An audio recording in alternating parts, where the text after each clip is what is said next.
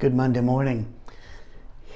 We're going to do a couple on these. We may end up doing 3. We'll find out. But we're going to start with a subsection of the pagan culture. Now, if you're thinking, oh, no, this doesn't apply to me, don't worry. You don't need to shut it off. And you don't need to run the kids out of the room either. We're going to be very, very delicate and appropriate when we talk. We know that some of you listen in the car as you're going hither and yon. Speaking as if we're in Old England, that kind of makes sense here, because we're going to talk today not about all of the pagan practices that are still out there or that have ever been. We're going to talk about a subgroup which has become by far the main river of thought in modern day witchcraft, and that's called Wicca, sometimes called the craft or the craft of the wise. And it purports to be the ancient knowledge, that the lost knowledge that goes all the way back through the dark forest of Europe, into the Carpathians, down into Egypt, with the priests and magicians of the pharaohs, and so on and so forth. It also purports to be the true, real religion that was displaced by Christianity and, of course, Muslims and other areas, and then there are still folk magic systems that are displaced by the Hindus or by Buddhists or the like. But Wicca is really a Western phenomena. Western Europe. It really doesn't hit Africa. Witchcraft does. What's the difference? Well, journey with me way, way back into the mist of time. Back to right after World War II. Yeah. Only that far. The society in Britain was really in crisis. The class system had throttled so much productivity, and it had caused so many deaths in World War II and in World War I, because the upper classes got to buy their officer emblems, and without any real skill, throw regular farmers and shopkeepers onto battlefields. And it was horrendous.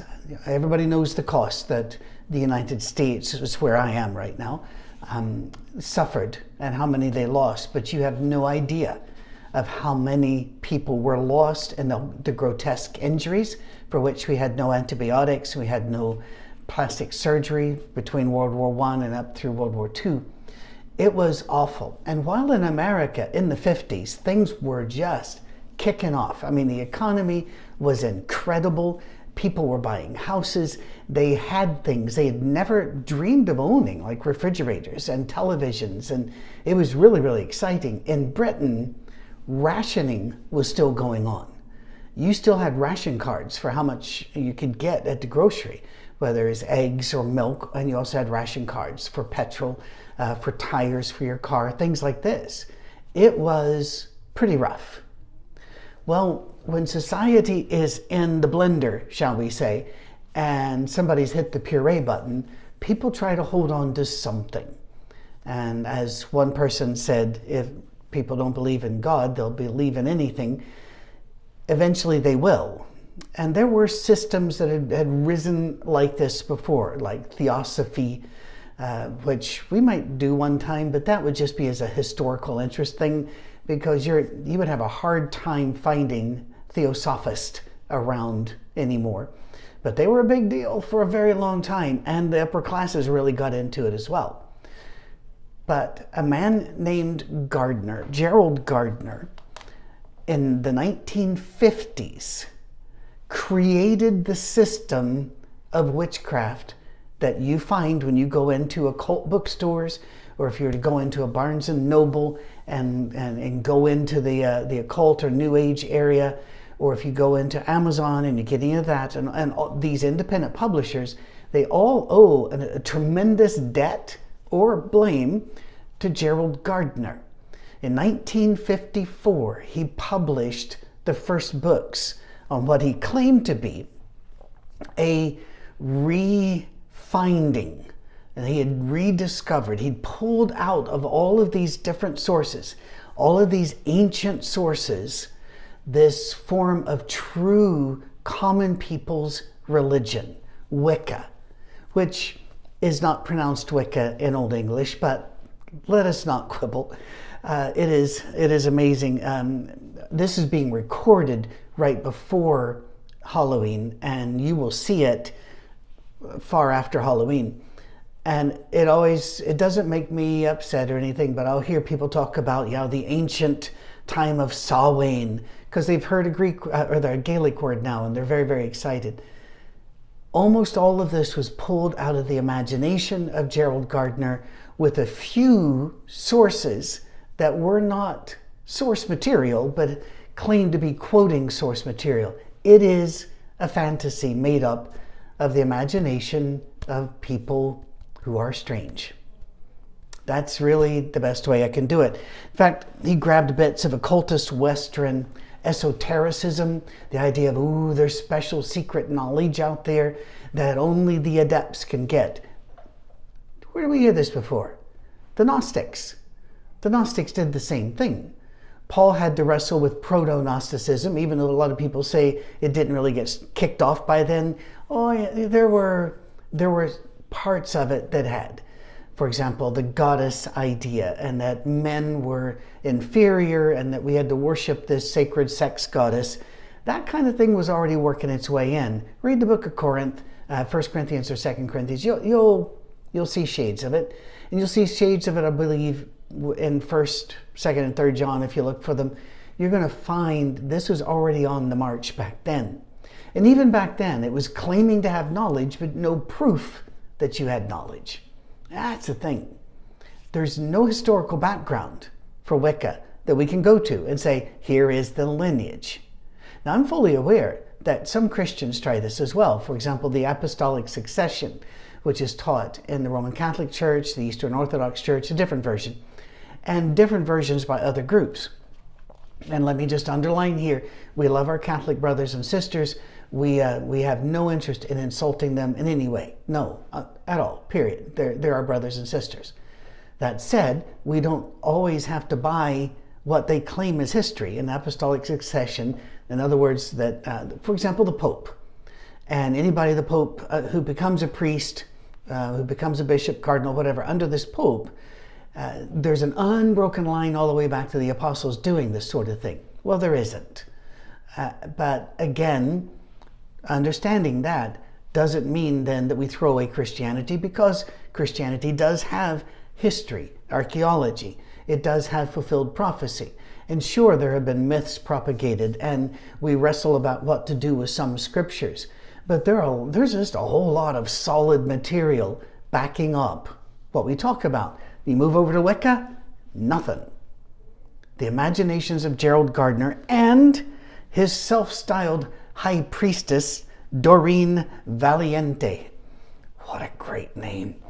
That's Valiente, Doreen Valiente. They published a lot of books, and they created this structure, this core set of practices and core philosophies, and called people to this because the church had failed Britain. There's just no question. The church had allied itself to the upper classes and become really the toady of the upper classes. The church had allied itself to the war machine. The church allied itself against labor and the common people. And they were just basically told to take it, and heaven will be waiting for them later on. And no wonder that atheism is by far the most common theological inclination of the people in Britain today. In fact, the Scots recently, in a very well done poll, it was more than 70% said they didn't think there was a God. England's a bit worse, actually. And in fact, as I've read from several books here in the last few months, in Britain, to be a Christian is to be a suspect. Because if you're so weird about that, what else are you weird about? Now, that's the milieu into which Gardner and Valiente come. And they supply a different religion. It has nothing to do with Christ. It has nothing to do with God our Father. It has nothing to do with the Bible. It doesn't believe in Satan, doesn't believe in hell, and it doesn't believe that only certain people have power. Although Gardner and his high priestess, Doreen, had, they were really special, because it's really neat when you can create a religion, because you will find a way to make yourself very, very special to that religion. And they did that. How many other religions do we have to point to that people make it and, hey, by the way, I'm the prophet of it? Ooh, that was handy. This goes on immediately, by the way. This split into many, many denominations, which Wiccans like to call traditions, but they don't like each other. And they're competing priestesses and competing books being shoved out about, no, this is the way to do a love thing. This is a way to worship in the trees, and this is the kind of trees you should pick. I'm not making this up. I've been reading this stuff for probably 40 years. And it is still without any basis in reality. It is rather like astrology, not astronomy, which is a real science, but astrology, which is somebody spinning the wheel of fortune and then writing it randomly in newspapers. And every single test we've ever put astrology to, it has failed. Every single one. Not one has it ever been any better than chance. Usually it's worse than chance. And you got to try to be worse than chance. So there you are. But immediately it's split. Wiccans, who do they worship? Well, some worship a horned god. Some worship the green man, which was an ancient pagan concept more than an individual. But you will find the green man carved into European churches even. And it's usually a hairy guy and usually blowing one or two flutes at the same time. And it's this kind of wild primeval concept of the ancient times. I've seen them carved surreptitiously into churches. In other words, the Christians came in and said, we want you to build a church, all glory to the Father, Son, and Holy Spirit. And the people that built it snuck in a couple of green men in there, or a horned god in there. And people didn't notice it until much later. And if you've ever been to Europe on a tour of the churches, you've probably had one or two of these pointed out to you. This is not the same as gargoyles. Gargoyles were considered to be beasties under control of God that would protect his church by scaring off the demons as they went around. So they're not real either. But moving on, almost all of Wiccans really believe in a high goddess, and they think of the goddess, and they'll talk about Mother Earth and our mother and our goddess. And it is an earth-based religion, but it takes so many different forms. It's like trying to nail Jell-O to the wall.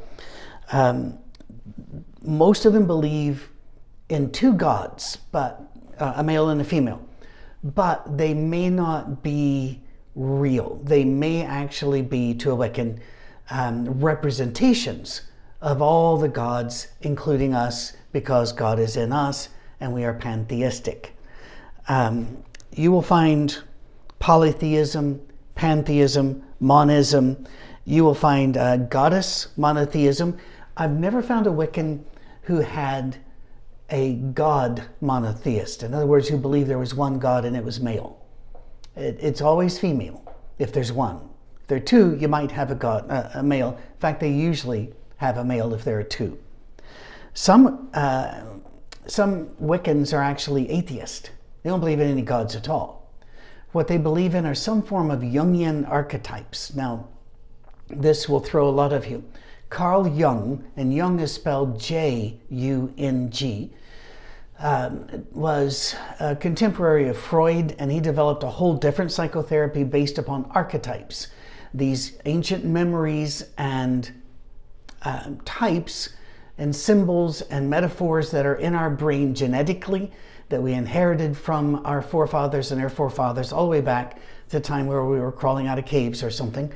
And therefore these archetypes are what change our behavior, make our decisions and the like, and we have to realize we're being influenced by these. So in other words, some Wiccans don't believe in anything except a different form of psychology that's based upon myth.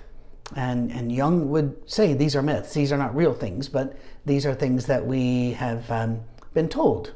And these are things that we have been, it has ingrained itself so deeply into our psyche that we can't get rid of it. Wiccans, again, deny Satan, they deny hell, and most of them will even deny that what they're doing is a religion. But here's the thing. There is zero evidence it was ever called Wicca or the craft, or least of all, the craft of the wise. There were always people who did folk magic and who called themselves shaman or witches. Normally somebody else called you a witch and then you got in trouble. By the way, that's a real problem in Africa today, in modern Africa. In villages, people will call somebody a witch and there's not anything they can do about it. They're going to get killed, beaten, burned, robbed, thrown out of the village. It's horrific. So we're going to talk about witchcraft too. We're going to talk about where that concept is.